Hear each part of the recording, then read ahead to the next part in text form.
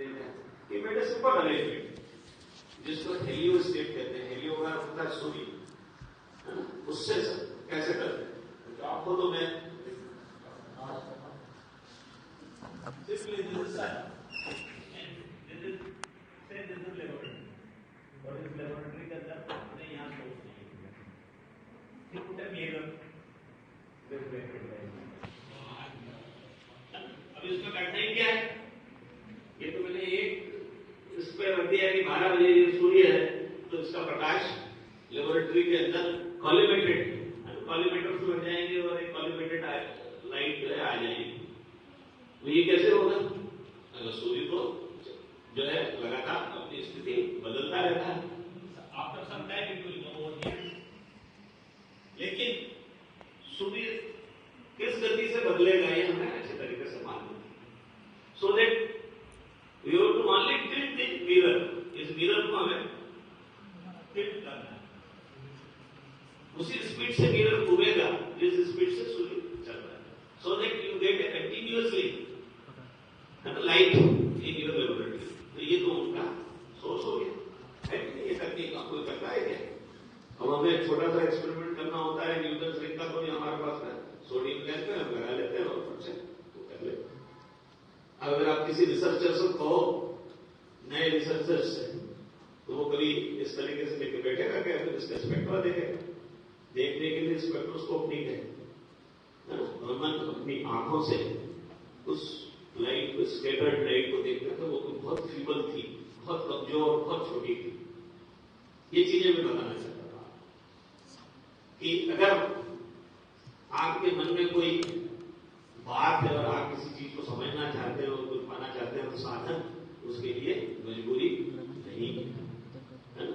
जैसे आप तो जैसे ये साइंस के विद्यार्थी हैं तो वो जानते होंगे कि अल्फा बीटा गामा काउंटिंग के लिए सिंटिलेशन स्पेक्ट्रोमीटर्स भी होते हैं, सिंटिलेशन होते हैं। सिंटिलेशन मतलब फ्लैश ऑफ लाइट, एक प्रकाश की किरण।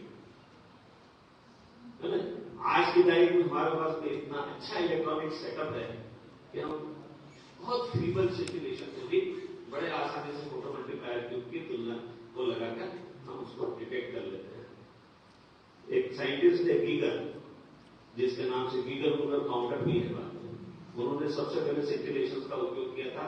तो वो आंख से एक बंद खाली कमरे में बैठते थे और उससे उसके अंदर उन सिंटिलेशन को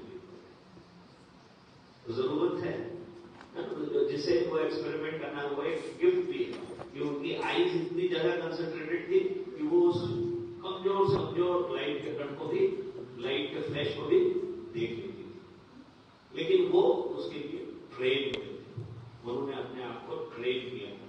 क्यों? साधन नहीं थे, तो साधन नहीं थे इसलिए बैठ नहीं गए। तो पहली चीज मैं आपको ये कहना चाहता था कि रोमन पीपल से हमें अगर कुछ सीख लेनी है तो पहली चीज वो है कि आप साधनों का इंतजार मत कीजिए, आप उससे अपनी कुछ अन्य चीजें करिए, निश्चित रूप से चीजें होती हैं। अब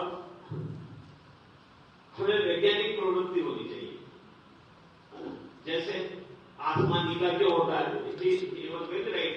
जब रमन एक बार समुद्र यात्रा कर रहे हैं तो उन्होंने समुद्र का गहरा नीला रंग देखा, तो उन्होंने कहा कि जिस तरीके से स्कैटरिंग के कारण आसमान का नीला रंग है वैसे समुद्र का नीला रंग है, वो ओरिजिन था, उस ओरिजिन से चलकर रोमन इफेक्ट हुआ है जो कि आगे तक अभी चल रहा है।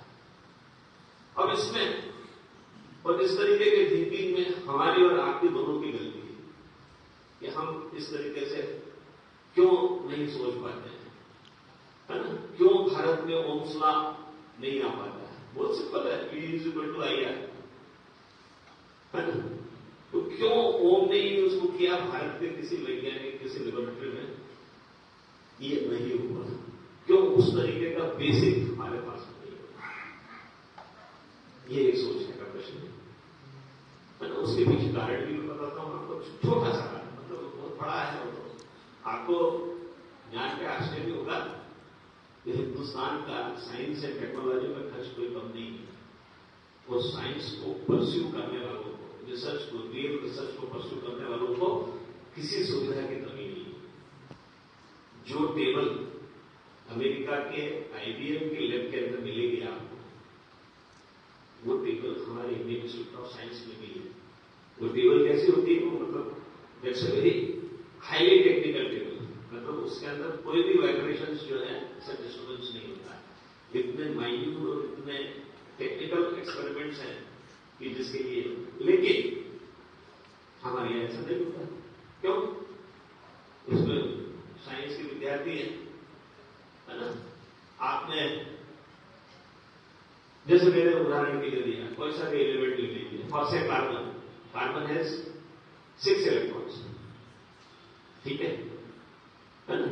फिर क्या है? Sodium has 11 electrons.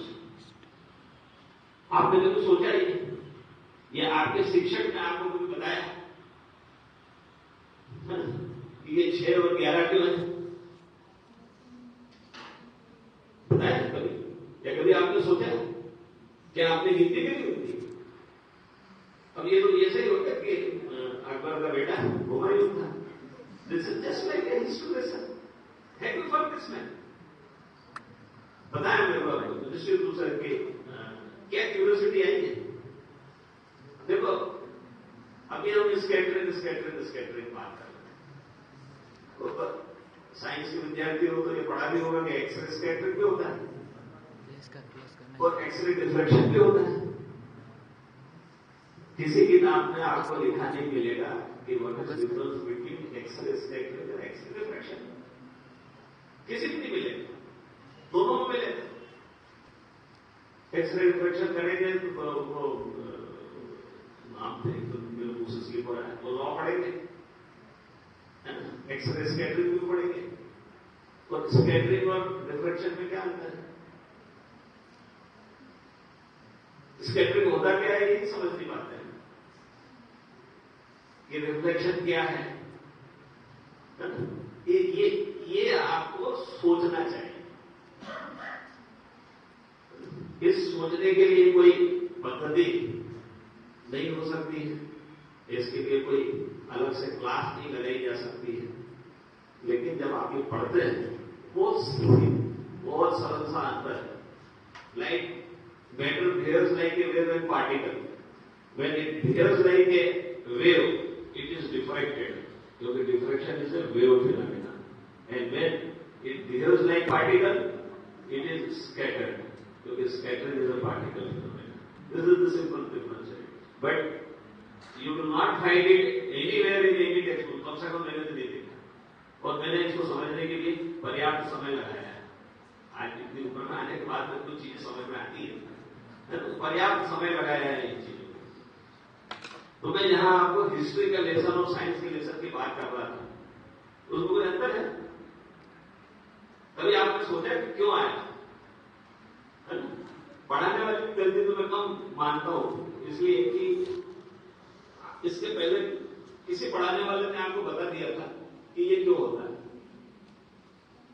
आप एटॉमिक स्ट्रक्चर पढ़ते हैं तब आप कहते हैं कि ये एटम है, ये न्यूक्लियस है, इस न्यूक्लियस के अंदर ये न्यूट्रॉन है, ये प्रोटॉन है, ये इलेक्ट्रॉन्स इसके चारों ओर है।